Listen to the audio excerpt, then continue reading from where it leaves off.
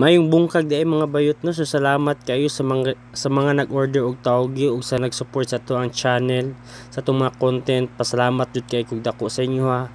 So sa mga nag-order po di sa tong tawgi, salamat kayo og dako. Kay dako kay siyang tabang nako. Nakapait ako og bugas na nakoy pang konsumo din sa bukid. Salamat jud kayo.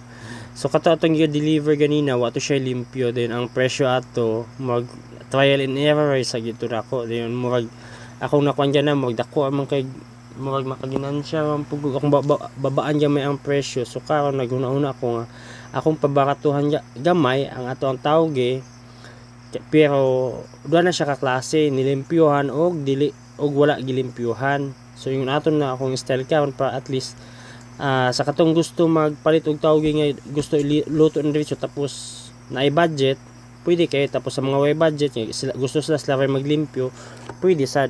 Ang atong nilimpyuhan nga tawge ingon ani ra siya guys. So ingon ana siya guys ha. Ang ugat nakagyapon ang ugat kay lamim ng ugat. Tag 100 ang kilo atong nilimpyuhan, din kani siya ang wag ilimpyuhan tag 70 lang ang kilo. Salamat.